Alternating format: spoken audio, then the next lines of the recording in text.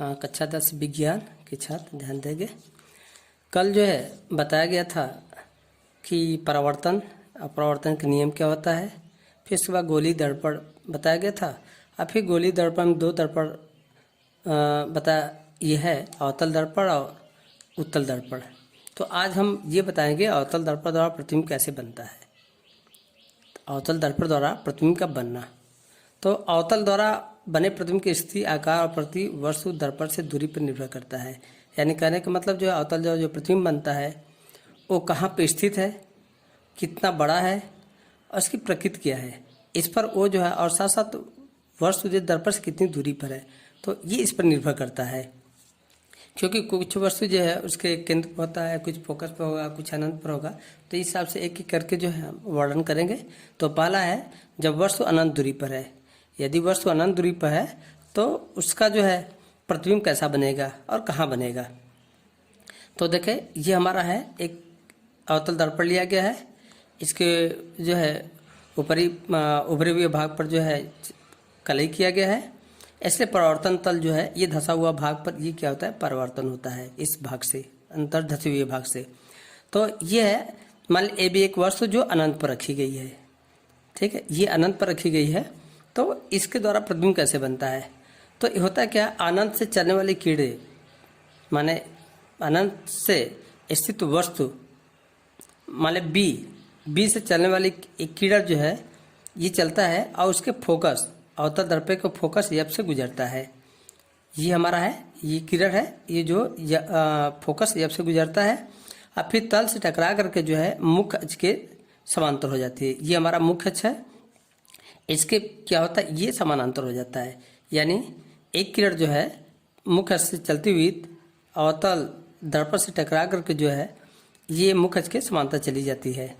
और दूसरा जो है प्रकाश किरण जो है ये हमारा इसके केंद्र सी से जाती है और इसके केंद्र सी से जाने के बाद फिर उसी दिशा में जो है परिवर्तित हो जाती है। तो इसका परिवर्तन उसी दिशा में हो जाता है। तो ये जो है एक हमारा फोकस से गुजरता है जो मुख्य अक्ष के समानांतर परिवर्तित हो जाती है, और दूसरा जो है उसके वक्रता केंद्र से गुजरता है और फिर उसी दिशा में जो है परिवर्तित हो जाती है। तो ये देखिए, जो दोनों जो परिवर्तन क्रिया है, जो फोकस से जा रही है वो परिवर्तन, और जो ये हमारा जो केंद्र से जा रही है, वक्रता केंद्र से जा रही है वो परिवर्तन। ये परिवर्तन दिखाया गया, एक दूसरे को बिंदु बी डैश पर काटती है। तो बी डैश जो है वस्तु के बी का प्रतिबिंब है और ए डैश जो है ए का प्रतिबिंब है। तो यही हमारा जो है प्रतिबिंब जो बनेगा, अनंत पर रखी वस्तु का जो प्रतिबिंब बनेगा ए डैश बी डैश बनेगा। तो ये देखिए हमारा एफ बन रहा है, फोकस पर बन रहा है, ठीक है, ये फोकस बन रहा है और देख रहे छोटा भी बन रहा है, उससे बहुत छोटा भी है। और साथ साथ जो प्रतिबिंब का जो है ये हमारा जो है लंबाई ए बी है, इसका ए डैश बी डैश ठीक इसका उल्टा बन रहा है। तो इस तरीके से हम कहेंगे कि अनंत पर रखी वस्तु का प्रतिबिंब अवतल दर्पण द्वारा वास्तविक बनता है और उल्टा बनता है, एवं जो वस्तु से बहुत छोटा बनता है। यह प्रतिबिंब दर्पण के फोकस एफ पर बनता है। ये हमारा फोकस एफ पर बनता है। तो चित्र से ही स्पष्ट हो जाता है कि यह फोकस एफ पर बनता है, उल्टा बनता है, वास्तविक बनता है और वस्तु से बहुत छोटा बनता है। तो जितने भी इधर जो है प्रतिबिंब बनेगा वो सब वास्तविक होगा। यानी दर्पण की ही तरफ जो है जिधर वस्तु उधर यदि उसका प्रतिबिंब भी बनता है तो ये हमारा जो है ये वास्तविक होता है, ये हमारा वास्तविक बनेगा। और दूसरा है जब वस्तु वक्रता केंद्र और अनंत के बीच रखी है। जब वस्तु जो है वक्रता केंद्र ये है और अनंत इधर है, तो अनंत और वक्रता केंद्र के बीच ए बी वस्तु रखी है, तो इसका प्रतिबिंब कैसा बनता है। तो बिंदु बी से चलने वाली किरण बी ई तल ई से टकरा करके दर्पण वक्रता अवतल दर्पण के तल ई से टकरा करके फोकस एफ से जो है परावर्तित होती है। ये हमारा जो है ये किरण जो है मुख्य अक्ष के समांतर चलती है और तल से जो टकरा करके जो है ये परावर्तित जो है एफ से परावर्तित हो जाती है। और दूसरा जो है बी से जो दूसरी जो है ये चलता है किरण, तो केंद्र सी से चलती है और ये जो है तल जी से टकरा करके पुनः उसी दिशा में जो है ये वापस परावर्तित हो जाती है। तो एक किरण जो है यहाँ से चलती है, तल से टकरा कर फोकस से जो है परावर्तित होती है, और दूसरा जो है केंद्र से जाकर के जो है फिर उसी दिशा में जो है ये परावर्तित हो जाती है। और ये दोनों परावर्तित किरणें बिंदु बी डैश पर काटती है। यही बी डैश जो है बी का जो है प्रतिबिंब है, और ये है ए डैश जो है ए का प्रतिबिंब। इसको मिला देंगे तो यहाँ से ये लंब खींच देंगे तो ए डैश ए का प्रतिबिंब होगा और बी डैश बी का प्रतिबिंब होगा। तो ये हमारा जो है प्रतिबिंब बन जाएगा। आइए प्रतिबिंब देखेंगे वक्रता केंद्र और फोकस के बीच है। ये जो है प्रतिबिंब जो है वक्रता केंद्र और फोकस के बीच है। तो इस तरीके से जो, और ये भी देखेंगे जो बिंब है यानी जो वस्तु है उससे ये जो प्रतिबिंब बना वो छोटा बन रहा है, और साथ साथ उल्टा भी बन रहा है, और साथ साथ इधर भी है यानी इस दिशा में है जिधर वस्तु है, तो इसलिए इसका प्रतिबिंब क्या होगा, वास्तविक होगा। तो यही है, तो इसको हम इस रूप में कर सकते हैं, वक्रता केंद्र और अनंत के बीच रखी वस्तु का प्रतिबिंब दर्पण के वक्रता केंद्र और मुख्य फोकस के बीच बनता है। वक्रता केंद्र और मुख्य फोकस के बीच बनता है। यह प्रतिबिंब वास्तविक होता है, उल्टा होता है और वस्तु से छोटा होता है। देखिए उल्टा है और वस्तु से छोटा भी है। तो ये तो हो गया जब वस्तु वक्रता केंद्र और अनंत के बीच रखा है। देखो क्रमशः आया जा रहा है। इसमें पहले अनंत है, फिर जो है केंद्र और अनंत के बीच है। अब अगला जो होगा ठीक इसके आगे बढ़ेंगे, वस्तु आगे बढ़ाते जाएंगे और प्रतिबिंब क्या होगा, पीछे वापस चलता जाएगा। तो अब जो है वस्तु जो है वक्रता केंद्र पर रखी है, यानी वस्तु अब यहाँ पर रखी है वक्रता केंद्र। पहले अनंत था, फिर अनंत और वक्रता केंद्र के बीच था, अब क्या है वक्रता केंद्र, यानी ये जो है अवतल दर्पण की तरफ वस्तु बढ़ता जा रहा है, रखा जा रहा है। तो यहाँ पर देखें यह जो है ए बी वस्तु है, तो इसके द्वारा जो है बिंदु बी से जो किरण चलती है तल ई से टकरा करके फोकस एफ से जो है परावर्तित हो जाती है। ध्यान देंगे इसमें सभी जो है फोकस एफ से ही जा रहा है, यहाँ भी और यहाँ भी जो है परावर्तित जो हो रहा है वो फोकस एफ से जा रहा है। तो और दूसरा जो है बिंदु बी से ही, इसमें बिंदु बी से ही दूसरा जो है किरण जो है एफ से जा रही है और फिर बिंदु जी पर टकराती है और जी से फिर परावर्तित जो है मुख्य अक्ष के समांतर हो जाती है। यानी बीजी जो किरण जो है जी पर जो है टकरा करके जीबी दिशा में ये परावर्तित हो जाती है। तो यहाँ पर देखिए बीई जो है मुख्य अक्ष के समांतर है और जो ये परावर्तन है ये भी जो है मुख्य अक्ष के समांतर है। तो इसको इस भाषा में कर सकते हैं कि बिंदु बी से चलने वाले बीई किरण जो है ई पर जो है टकराने के बाद जो है ई बी दिशा में यानी मुख्य फोकस से परावर्तित हो जाती है। और दूसरा कोण जो है बीजी जी तल पर जी बिंदु पर टकराने के बाद जो मुख्य अक्ष के समांतर जीबी डैश दिशा में परिवर्तित हो जाती है। तो देखिए यहाँ पर जो है ये जो पहली किरण जो परिवर्तित होती है यहाँ पर आती है, बी डैश पर आती है, और दूसरा जो है मुख्य अक्ष के जो समांतर जो ये परिवर्तित होते हैं जीबी डैश, ये जो है दोनों एक ही स्थान ये काटता है, बी डैश पर काटता है। तो ये देखिए बी डैश जो है बी का जो है प्रतिबिंब होगा। यहाँ से इस पर मिला दे, मुख्य अक्ष के बिंदु ए से मिला दे तो ये हमारा ए डैश हो जाएगा, यानी ए का प्रतिबिंब ए डैश, यानी दोनों एक ही होगा, ए और ए डैश दोनों एक ही होगा। तो इस तरीके से देखें कि इसमें जो प्रतिबिंब होगा ए बी का ए डैश बी डैश पे होगा और वो जो है वक्रता केंद्र पर ही बनता है। तो अब ये देखिए ये प्रतिबिंब कैसा होगा, तो ये प्रतिबिंब दोनों क्या होगा, बराबर होगा, और ये जो है वक्रता केंद्र पर भी ही बनेगा और साथ साथ इधर बन रहा है इसलिए क्या होगा, वास्तविक होगा और उल्टा भी है।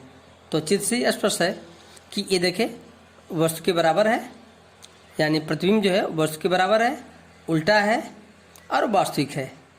तो इसी की इस भाषा में लिखा गया है अवतल दर्पण के वक्रता केंद्र पर रखी वस्तु का प्रतिबिंब वक्रता केंद्र सी पर, यह है वक्रता केंद्र सी पर वस्तु के समानाकार का वास्तविक तथा उल्टा बनता है। अगला चौथा है जब वस्तु वक्रता केंद्र तथा फोकस के बीच रखा है। अब ये वक्रता केंद्र और ये फोकस के बीच रखा है, यानी ये वस्तु रखा गया है। पहले वक्रता केंद्र पर रखा गया था ये उस वाले में, इसके बाद ये है ये वक्रता केंद्र और फोकस के बीच रखा है, माने ए बी वस्तु है तो बी से चलने वाले कीड़े, ये है हमारा जो है अवतल दर्पण है। तो बी से चलने वाली कीड़े जो है ई पर टकराती है, तल अवतल दर्पण के ई से टकराती है, टकराने के बाद जो है फोकस एफ से परावर्तित हो जाती है। और दूसरा किरण जो है फोकस एफ से चलती है, जो बिंदु जी पर जो है टकराती है और टकराने के मुख्य अक्ष के समानांतर जो है परावर्तित हो जाती है। और ये दोनों कीड़े, परावर्तित कीड़े जो है बी डैश पे मिलती है। तो ये जो है बी डैश से मुख्य अक्ष पे एक लंब डालते हैं, तो ये हमारा ए डैश पे मिलता है। तो इस तरीके से हमारा जो बी डैश बी का प्रतिबिंब होगा और ए डैश जो है ए का प्रतिबिंब होगा।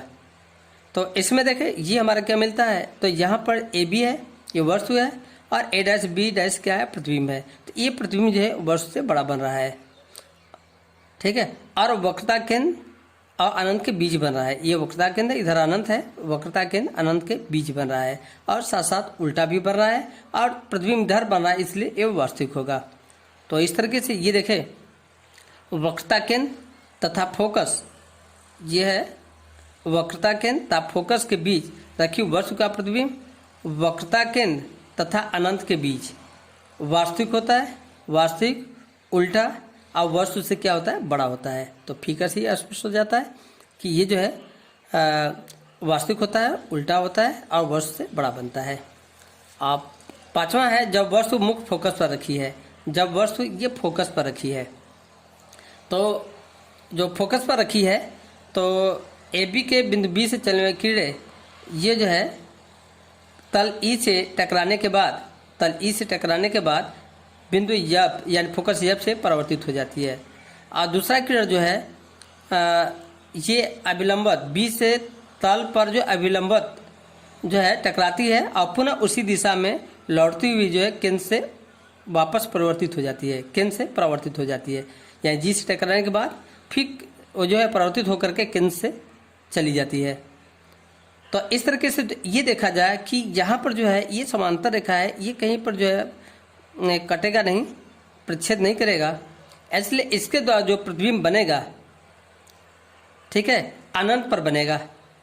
मान लिया जाता है कि ये अनंत पर कहीं ना कहीं जाकर मिलेगा, तो अनंत पर बनेगा और वास्तविक होगा। चूंकि इधर बन रहा है तो वास्तविक होगा, और चूंकि ये जो मुख्य अक्ष के नीचे बन रहा है इसलिए क्या होगा, उल्टा होगा, और अनंत पर रहा है इसलिए वस्तु से बहुत बड़ा बनेगा। तो इस तरीके से जो है जब जो है वस्तु मुख्य फोकस पर रखी हो, तो रखी वस्तु का प्रतिबिंब अनंत पर, वास्तविक, उल्टा, और वस्तु से क्या होगा, बहुत बड़ा बनता है। और छठा है, जब वस्तु ध्रुव और फोकस के बीच रखी है। जब वस्तु जो है ये ध्रुव और फोकस के बीच रखी है, ये हमारा ध्रुव है, ये फोकस है, इसके बीच में रखी है, यानी ए बी वस्तु रखी है। तो बी से चलने वाली जो है मुख्य अक्ष के समांतर किरण जो है तल से जो है बिंदु एन पर जो है टकराती है, और फिर वहाँ से जो है परावर्तित होकर के फोकस एफ से पीछे चली जाती है। और दूसरा जो है बी जो है ई पर टकराने के बाद, ई पर टकराए फिर जो है उसी दिशा में जो है पीछे टकराने के बाद फिर जो है परावर्तित होकर के केंद्र सी से वापस चली जाती है, परावर्तित हो जाती है। इन दोनों को जो आगे जो है आगे बढ़ाया जाए तो ये जो है दर्पण के पीछे बी डैश पर जाके मिलती है, यानी पीछे जाकर के बी डैश पे मिलती है। तो सभी जो प्रतिबिंब है वो हमेशा जो दर्पण के सामने बनता था, ठीक है, लेकिन जो है जो दर्पण ध्रुव और फोकस के बीच बन रहा है, ये वस्तु जो है दर्पण के पीछे बन रहा है, तो इधर वास्तविक बनता है, और इसके पीछे जब बनेगा तो ये क्या होगा, आभासी होगा। तो इस तरीके से ये प्रतिबिंब देखा जाए तो ये चूँकि दर्पण के पीछे बना है इसलिए आभासी है और सीधा भी है, और आकार में क्या है, वस्तु से बड़ा है। तो इसको हम इस तरीके से डिफाइन कर सकते हैं कि ध्रुव तथा फोकस के बीच रखी वस्तु का प्रतिबिंब दर्पण के पीछे आभासी, सीधा और आकार में वस्तु से बड़ा बनता है। तो एक यही है जो ध्रुव और फोकस के बीच रखी वस्तु का जो प्रतिबिंब होता है वो आभासी बनता है, ठीक है, और सीधा भी बनता है। आभासी, सीधा, ये दोनों जो है इसकी खासियत होती है, और शेष ये अलग है दोनों चीज इसमें, यानी आभासी और सीधा बनता है इसमें, ठीक है। और आगे देखते हैं।